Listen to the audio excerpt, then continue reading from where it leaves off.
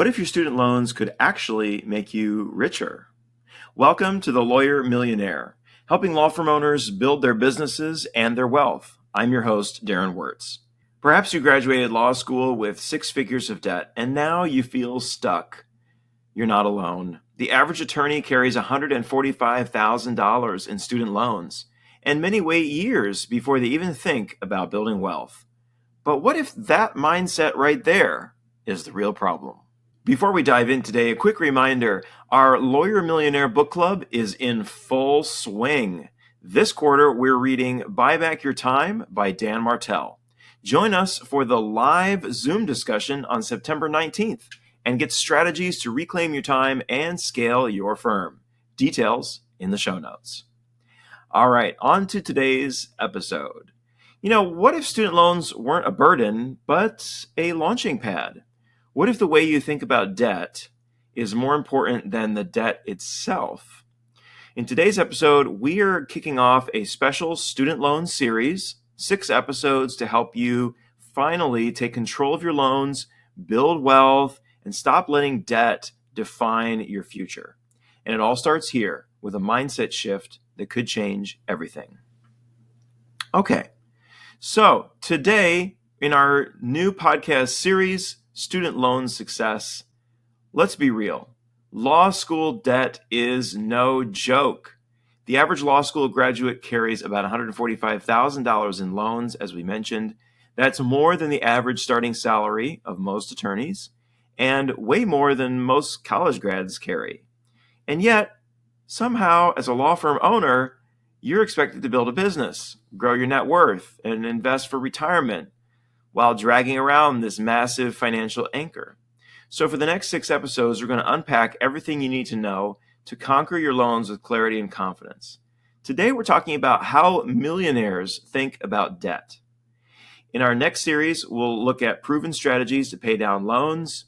And then in future episodes, we'll look at the things like the age-old question of, should you invest or pay down your debts first?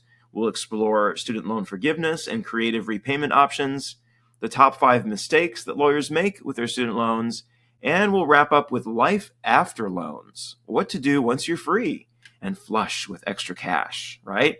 Okay, sounds good. So let's get into it. So according to U.S. News and World Report, the average private law school tuition in 2019 was $49,500 per year. I can only imagine it's more. And by the way, this all comes from my book, The Lawyer Millionaire, published by the ABA. You can get your copy at the ABA. We have a whole section on student loans in the book, and I'm drawing a lot of information from there. So, I know this is such a huge topic for so many lawyers and so many law firm owners. We really wanted to dive into this. So, 2019, $49,500 per year, average private law school tuition. I imagine it's a lot more now. And at that time, public school in-state tuition was $28,000 annually. Inflation has been a lot over the recent few years, right? And, tuition has gone up as well for most law school attendees. And, that's just part of the problem because you didn't just go to law school. You had to go to undergrad first. You had to survive the LSAT, right? You had to get your 4-year bachelor's, right? And many law school students are driven by prestige, right? Wanting to go to a great school, so they can land a great job, have a great legal career. And there's often a perception that in the legal profession, prestige matters. And in some areas it does. We've talked before in this episode or on this show about how where you went to law school really doesn't matter in the grand scheme of things.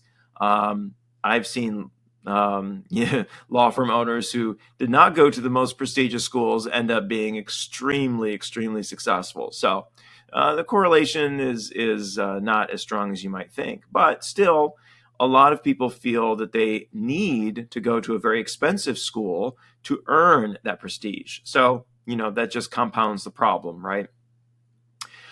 So if you're feeling overwhelmed by your debt, you're not crazy. And you're not bad with money. You're not irresponsible. These are not This is not a place to feel guilt or shame, even though you may feel that way.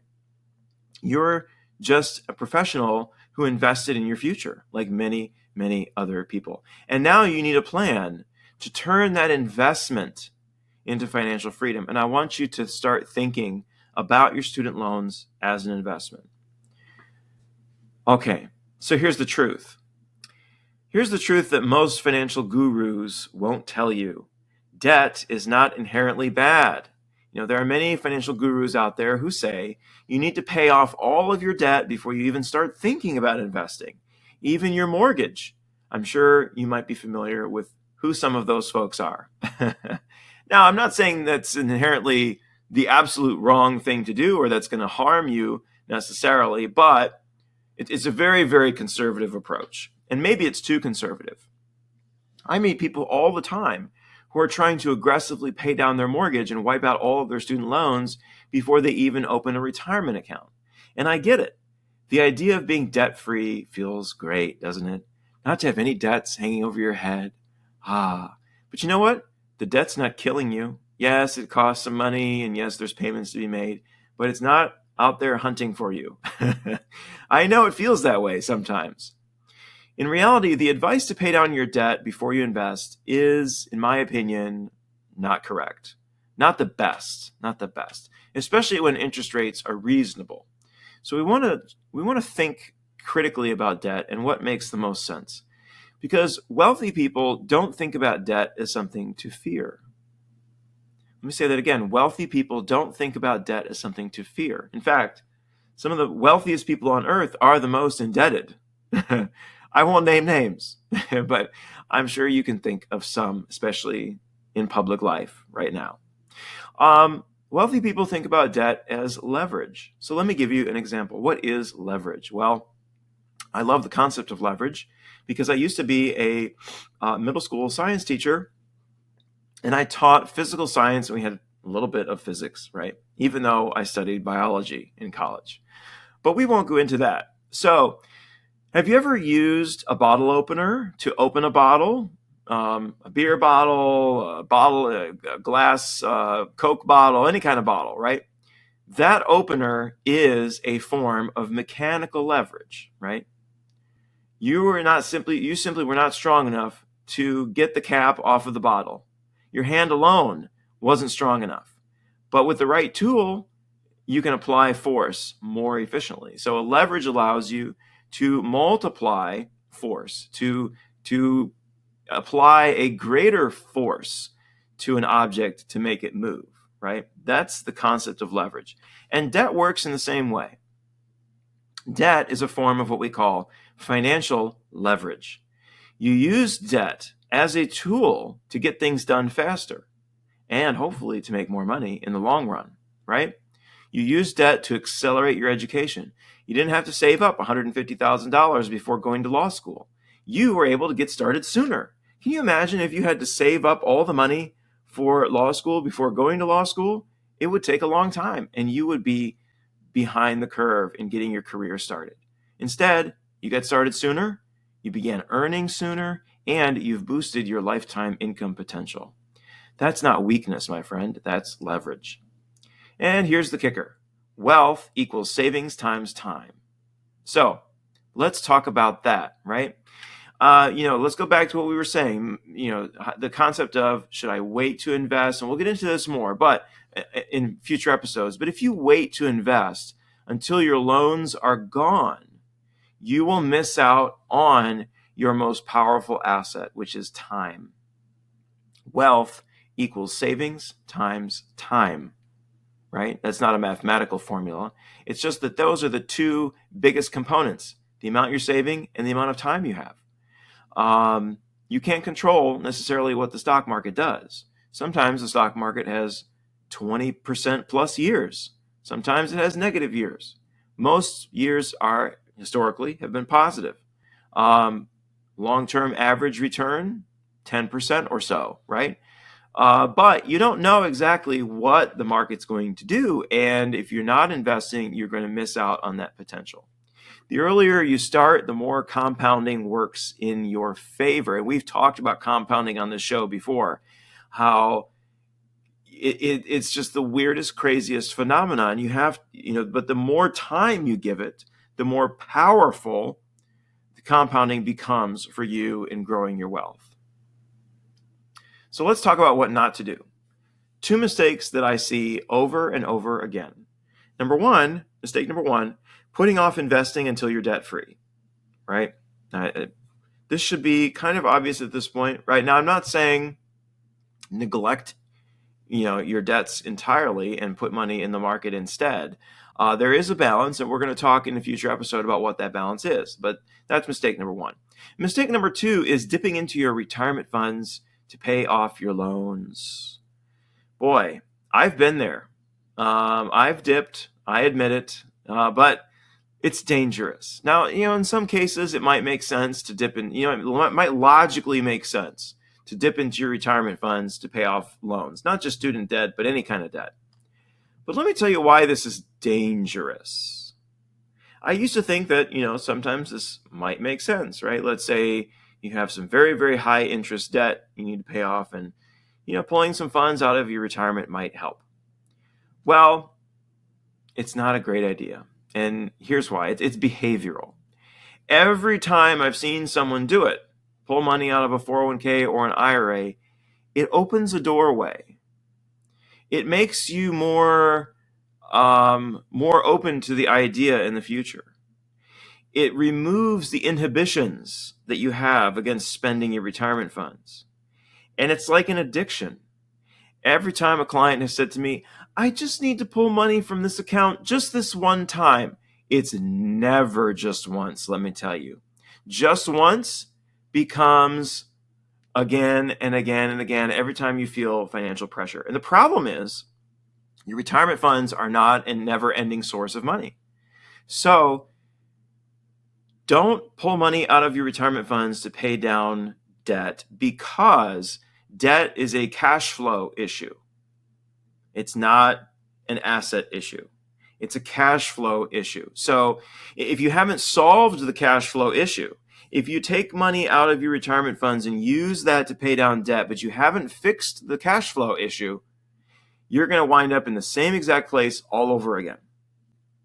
And worse, taking money out of your retirement funds devastates your long-term growth. Trust me, I have clients in this boat, and I have seen it. They've been getting historical stock market rates of return, but they've been stuck at the same level in their portfolio, or worse, their portfolio value has declined over time because they've been pulling out cash. And you're not just pulling out a chunk of cash, you're destroying what that money could have become. Retirement accounts are protected. They're protected from creditors, and they grow tax deferred. They're your future. So here's my rule. Never, ever, ever raid your retirement accounts to pay off debt. You will regret it, and your future self will regret it also. So here's the mindset shift I want you to walk away with today, right? Debt is not evil. Student loan debt is not evil. It's not the enemy. It's a tool. It's a form of leverage. And millionaires don't let student loans stop them from building wealth. They use debt strategically. They invest early. They focus on the long game. They think about what can I invest in that this is going to do for me? And you can do that too. Look, you became a lawyer to create a successful career and a life of freedom, not to stay stuck in a cycle of financial stress. So that first step of reframing your thinking, how you think about debt, is step number one in building long-term wealth. And that's exactly one of the things that we help law firm owners do. We at the Lawyer Millionaire Founders Network help law firm owners integrate your business growth and personal finances so that you can make smarter decisions, grow your net worth, and stop letting money hold you back. It only makes sense. Your business and personal life are connected. They're intertwined. They affect each other. So it only makes sense to have somebody on your team who's helping you think about that entire big picture. Want to learn more about how we do that? Visit lawyermillionaire.com and download the first chapter of my book, The Lawyer Millionaire. It's completely free. And don't forget to join our book club. As I mentioned, also free. We are reading Buy Back Your Time this quarter, and the live Zoom discussion is happening September 19th at 3 p.m. Eastern. You can jump into the book club and you can get the invite and the Zoom link, and we would love to see you there. You'll find all the details in the show notes. And don't forget to join us next time, where we'll explore the mechanics of how to pay down student debt strategically. Who is the lawyer millionaire? It's you, my friend. Own it and live it. I'm your host, Darren Wirtz. Thanks for joining me. See you next time.